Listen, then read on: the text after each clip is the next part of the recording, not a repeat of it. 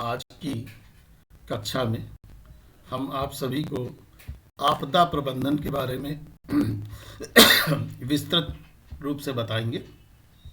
आपदा प्रबंधन है क्या?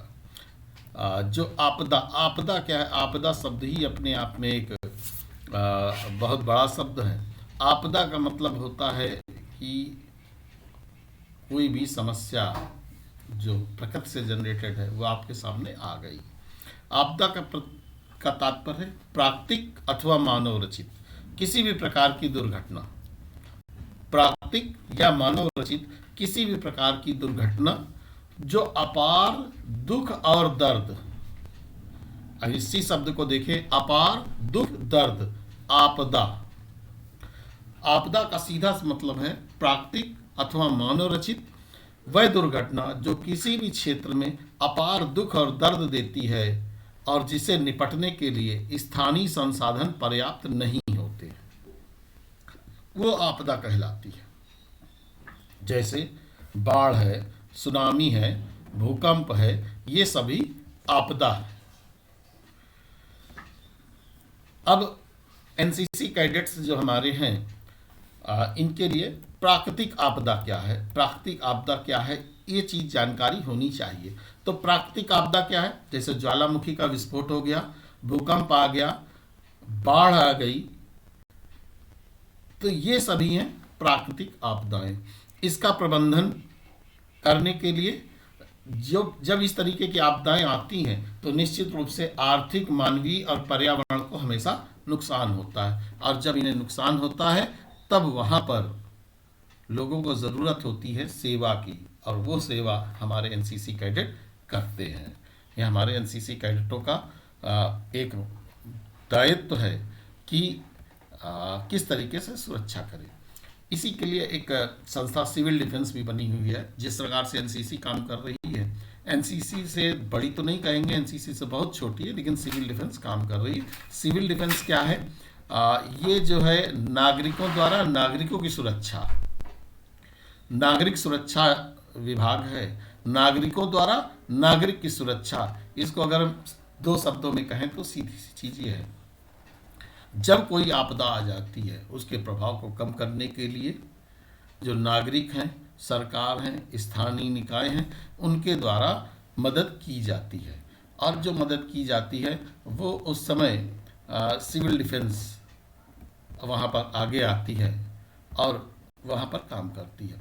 अब जब एनसीसी कैडेट्स, अगर हम सिविल डिफेंस की बात करें तो एनसीसी कैडेट को हम अलग नहीं कर सकते।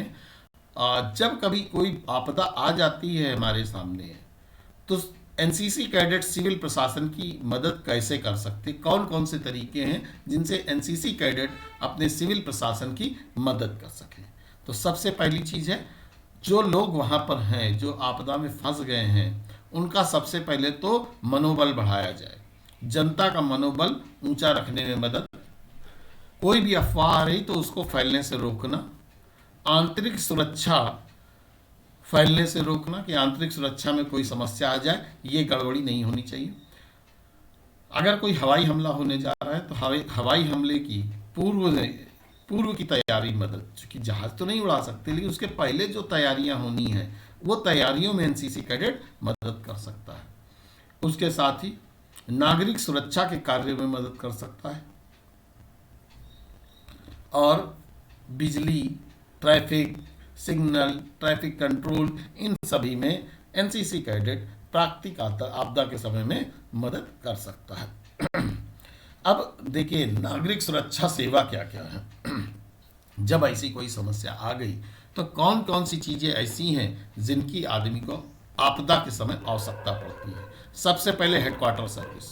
अगर मुख्यालय नहीं है तो आप कुछ भी नहीं कर सकते, चूँकि सूचनाओं का आदान प्रदान किसी एक जगह, एक संगठन के पास होना चाहिए, तो वो सही सूचनाएं आगे पास आउट होती। सबसे पहले मुख्यालय सेवा, दूसरी वार्डन सेवा, इसके बाद सबसे महत्वपूर्ण आती अग्निशमन सेवा, फायर फाइटिंग सर्विस। तो अग्निशमन सेवा, आपूर्ति सेवा, सप्लाई चाहिए, चूँकि भोजन चाहिए तो सप्लाई चाहिए। कल्याण सेवाएं, जिसको वेलफेयर सर्विसेज भी कहते हैं। निस्तारण सेवाएं, किसी भी चीज़ का निस्तारण होना है, सेल्वेज सर्विसेज। उसके बाद रेस्क्यू ऑपरेशन शुरू होता है, बचाव सेवा, इनको किस तरीके से बचा करके लाया जाए, बचा के लाए, फिर उनको ट्रेनिंग देनी कि उनको अन्य लोगों को कैसे बचाना है। तो प्रशिक्षण सेवाएं, परिवहन सेवा, ट्रांसपोर्ट की ज़रूरत पड़ेगी, एक व्यक्ति यहाँ पर घायल है तो उसको हमें वहाँ तक ले जाना है, तो ट्रांसपोर्ट सेवाएं, संचार सेवा, चूँकि कम्युनिकेशन अगर नहीं होगा तो हो सकता है हम मदद उतनी तेजी के साथ किसी की भी ना कर पाए। और उसके बाद बात आती है कैजुअलिटी सर्विस, आकस्मिक सेवा। आकस्मिक सेवा मतलब कोई बीमार पड़ा हुआ है उसकी मदद करनी। और अंत में सबसे खास चीज़ होती है, जब कोई आपदा आती है तो वहाँ पर निश्चित है कुछ लोग हताहत जरूर होते हैं, कुछ लोग घायल होते हैं, कुछ मर जाते हैं। तो शव निस्तारण सेवा, जो भी शव वहाँ पर पाए जाएं उनका निस्तारण, उसका डिस्पोजल कैसे किया जाए। इस तरीके से अगर एनसीसी कैडेट्स काम कर सकते हैं अगर कोई भी आपदा आ जाती है। अब अगर प्राकृतिक आपदाओं की बात करें तो प्राकृतिक आपदाओं के नाम अगर पूछे जाए तो प्राकृतिक आपदाएं किस तरीके से काम करती हैं। सबसे पहली वायु संबंधी, तो वायु संबंधी आपदा क्या होती है, तूफान आ गया, चक्रवात आ गया, बवंडर आ गया, समुद्री तूफान आ गया, ये सभी वायु संबंधी आपदाएं हैं। जल संबंधी आपदाएं, बाढ़ आ जाए, बादल फट जाए, भारी बारिश हो जाए, भारी हिमपात हो जाए, और जैसे ही भारी सब कुछ हो जाए तो सूखा भी पड़ जाए। अगर सूखा पड़ गया तो भी जल संबंधी आपदा है। खाली बारिश ज़्यादा हो जाना ही आपदा नहीं है, कम भी आपदा की श्रेणी में आता है। और भूमि संबंधी, तो भूमि संबंधी आपदा जो है भूकंप, सुनामी, हिमस्खलन, भूस्खलन, ज्वालामुखी और विस्फोट, ये सभी जो है प्राकृतिक आपदा है।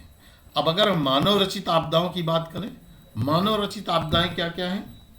सबसे पहले यातायात दुर्घटना, सड़क, रेल, वायु, जल, सभी जगह यातायात दुर्घटना हो सकती है। औद्योगिक दुर्घटना क्या हो सकती है, गैस का रिसाव हो जाए, विस्फोट हो जाए, तोड़ फोड़ हो जाए, और जो सुरक्षा वहाँ की है उसमें सेंध लग जाए।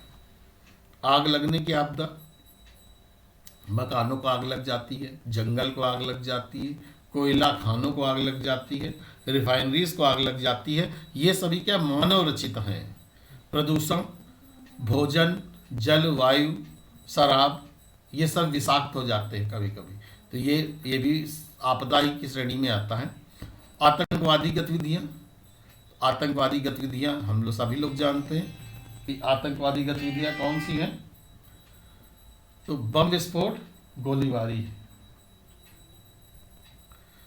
बम विस्फोट और गोलीबारी। इसके बाद पारिस्थितिकी संबंध, जो हमारा एटमॉस्फेयर है वहाँ पर, तो वायु, जल, ध्वनि, मृदाक्षरण, जैव विविधता का ह्रास, ग्लोबल वार्मिंग, समुद्र तल का बढ़ना, जहरीला कचरा, ये सभी पारिस्थितिकी संबंधी आ जाते हैं। युद्ध संबंधी क्या होती, पारंपरिक, रसायन व परमाणु युद्ध। अब देखिए आवश्यक सेवाएं कौन सी हैं। हमारी आवश्यक सेवाओं के अगर हम जाते हैं तो आवश्यक सेवाओं में सबसे पहली, अब तो डाक की व्यवस्था बहुत कम हो गई है, लेकिन पहले डाक, तार और दूरभाष सेवाएं सबसे आवश्यक सेवा होती थी। रेल, सड़क, वायु, ये आवश्यक सेवा में आती। परिवहन की, हवाई अड्डा, रेलवे स्टेशन और बंदरगाहों को संचालित करना। विद्युत, जल व स्वच्छता की, चिकित्सा सेवा, दवाओं की, और साथ ही साथ जो आवश्यक वस्तुएं हैं हमारी उनकी आपूर्ति की। जो आवश्यक वस्तुएं हैं, रोटी के लिए आटा, दाल, चावल, ये सभी हमारी आवश्यक चीज़ें हैं, इनका उत्पादन होना चाहिए और इनकी आपूर्ति होनी चाहिए। और साथ साथ जो टकसाल है, टकसाल का मतलब आप शायद नहीं जानते हो, टकसाल का मतलब होता है जहाँ मुद्रा छपती है, तो मुद्रा टकसाल और सुरक्षा छापा खाना ये हमेशा संचालित होता रहना चाहिए। अब देखिए अगर आग लग गई है तो आग बुझाने के उपकरण कौन कौन से हो सकते हैं, तो सोडा अम्ल का उपकरण, फोम टाइप उपकरण, अगर फोम पड़ जाते हैं तो वायु का जब आग से कनेक्शन टूट जाता है तो आग अपने आप बुझ जाती है। स्ट्रिप पंप है, फायर वीटर है, कनस्तर बाल्टी है, पानी है, रेत है, कुल्हाड़ी है, बेलचा है, ये सभी आग बुझाने के उपकरण होते हैं। अब देखिए एक चीज़ होती है जब कोई आग लग गई, कोई दुर्घटना हुई, तो उस समय व्यक्ति पैनिक हो जाता है, घबराहट उसको होती है। तो घबराहट क्या है?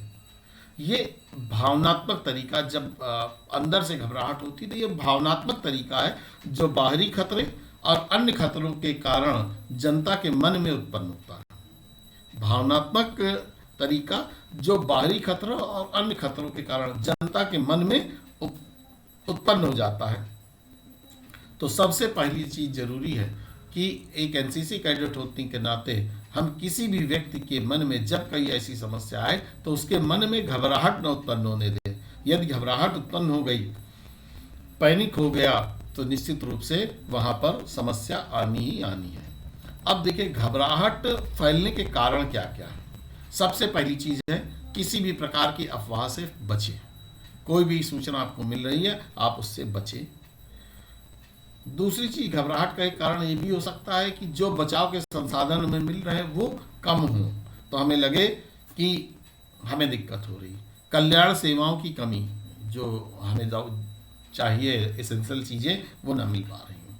दूसरी चीज़ ये भी हो जाता है, कभी कभी अपने मन की बात को नहीं कह पाते, जैसे भड़ास निकालने में कमी हो जाती, तो अपने मन की बात को किसी से भी शेयर जरूर कर दे। उसके बाद एक घबराहट तब भी होती है, मान लीजिए कोई आपदा आ गई, भूकंप आ गया, बाढ़ आ गई, और अपने लोग नहीं मिल पा रहे हैं, जो परिवार के लोग हैं वो नहीं मिल पा रहे हैं। खोए हुए दोस्तों, रिश्तेदारों, परिवार का पता न लग पाने पर भी घबराहट उत्पन्न होती है। उसके साथ साथ अगर हम दुश्मन का रेडियो स्टेशन सुने, मान लीजिए पाकिस्तान ने और भारत का युद्ध चल रहा है और हम अपना नहीं उनका रेडियो सुन रहे हैं, तो निश्चित रूप से दुश्मन तो यही बताएगा कि उनके हमने इतने मार दिए, और ये होता है। तो हम अपना रेडियो सुने, दूसरे का रेडियो ना सुने, दूसरे के बारे में कुछ भी ना सोचे, वो क्या हो सकता है। अब घबराहट पर काबू रखने के तरीके भी मैंने आपको इनडायरेक्ट में बताए दिए। अफवाहें बंद करें, बचाव सेवा का प्रबंध करें, केवल अपने ही रेडियो स्टेशन को सुने, अपनी संचार प्रणाली मजबूत करें। अब देखिए, अगर शांति काल है तो शांति काल के समय में एनसीसी कैडेट सिविल प्रशासन की मदद कैसे कर सकते हैं।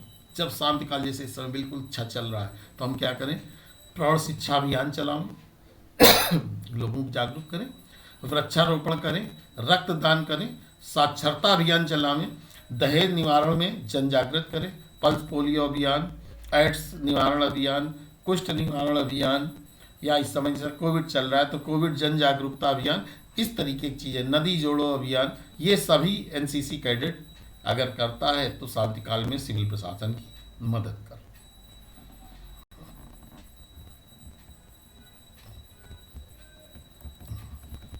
तो इस तरीके से हमने आपको आज बात कराई कि आपदा क्या है। अब देखिए, जैसे भूकंप आ जाए सपोज करिए, तो आपको बता दें, भूकंप अगर आ जाए बहुत खास चीज़ है, चूँकि अब हमारे देश में भूकंप बहुत आने लगे हैं। भूकंप जब भी आता है उसकी तीव्रता रिक्टर स्केल पर होती है, कितना तेज है। अगर वो 5 के नीचे है तो कोई बहुत विशेष समस्या नहीं होती, थोड़ा बहुत ही हिलता डुलता है, लेकिन अगर ज़्यादा है तो दिक्कतें आती हैं। तो सबसे पहली चीज़ तो अगर भूकंप आए ना आए वो चीज़ें तो सेकेंडरी है। हमेशा याद रखें, जब भी आप अपना मकान बनवाएं, मकान का जो मुख्य द्वार है उसके सामने किसी भी प्रकार की बाधा ना रखें। अगर आपको भाग के जाना पड़े तो पता लगा सामने सामान रखा है तो आप भाग भी नहीं सकते। दूसरी चीज़, जहाँ पर आप रह रहे हो उसका जो मुख्य द्वार हो वो बाहर की ओर खुलता हो, ना कि अंदर की ओर खुलता हो। अगर अंदर की ओर खुलता है, आप प्रयास कीजिए, हैंडल है दरवाजे का, उसको पकड़ के झटके से अंदर की ओर खींचने की कोशिश कीजिए। हो सकता है दरवाजा न खुले और हैंडल ही उखड़ के आपके हाथ में आ जाए। लेकिन अगर वो दरवाजा बाहर को है और आप अंदर हैं तो आप उसको धक्का दे के, अगर धक्का भी देंगे तो दरवाजा ही खुलेगा और कुछ नहीं होगा। तो इसलिए दरवाजा जो है हमेशा बाहर की ओर ही खुलना चाहिए। भूकंप, ये किसी भी प्रकार की आपदा के लिए जरूरी, भूकंप हो, आग हो, सबके लिए जरूरी है कि घर का मुख्य द्वार हमेशा बाहर की ओर खुलना चाहिए, जो धक्का देने मात्र से खुल जाए। अब देखिए भूकंप अगर आ गया तो उस समय क्या करना है? सबसे पहली चीज, हमें घबराना नहीं है, शांत रहना, खुद भी शांत रहना, औरों को भी शांत रखना है। दूसरी चीज, दरवाजे की ओर कभी ना दौड़ें और भीड़ भी ना लगाएं, लिफ्ट का प्रयोग ना करें, सीढ़ी से उतरें। उसके बाद खिड़कियों से, जो घर में शीशे लगे हुए हैं, जो घर का हल्का फर्नीचर है उससे दूरी बनाए रखें।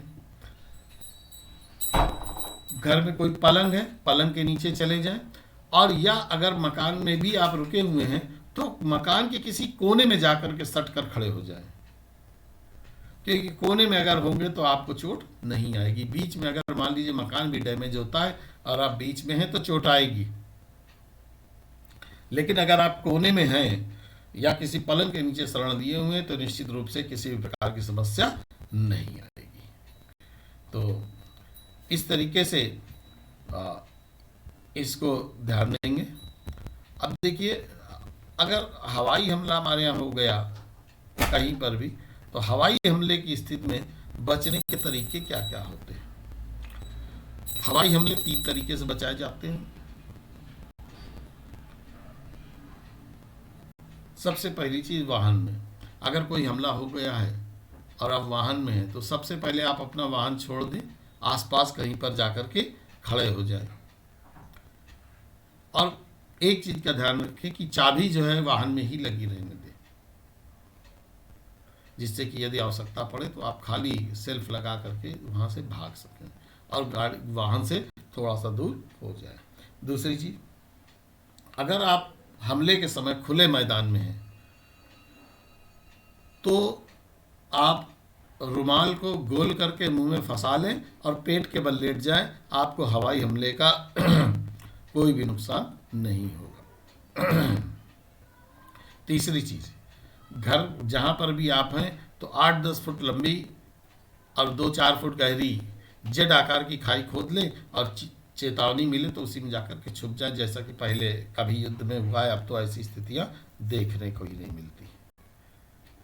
उसके अलावा अगर रेल में है तो हमला हो गया है तो लाइटें बंद करें, सबसे पहला काम लाइटें बंद करें और सीट के नीचे चले जाएं। सिनेमा हॉल में है तो अपनी सीट पर बैठे रहें, भीड़ न लगावें।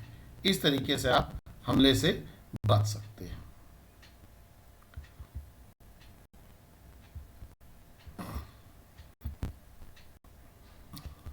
तो इस तरीके से हम एनसीसी कैडेट के बारे में आपको बता दिए कि एनसीसी कैडेट किस तरीके से इसकी सुरक्षा कर सकते हैं, किस तरीके से इसकी रक्षा कर सकते हैं। और फिर से मैं एक बार आपसे बताऊंगा कि जो भी हमारे वीडियोज़ हैं इनको देखते रहें। एनसीसी की परीक्षा के लिए बहुत ही महत्वपूर्ण है। मेरे इस चैनल को सब्सक्राइब करके रखें और ये चैनल एनसीसी और बीएड के साथ साथ जीएस के लिए बहुत ही महत्वपूर्ण होगा। आपको जो भी सेना की तैयारी बच्चे कर रहे हैं वो भी अगर इसको देखते हैं तो उनको बहुत से प्रश्न इसी से प्राप्त होते रहेंगे। इसलिए इस चैनल को सब्सक्राइब कर लें और नियमित तौर पर देखते रहें। रोज़ कुछ ना कुछ नई जानकारियों के साथ आपके सामने रहूँगा। जय हिंद, जय भारत।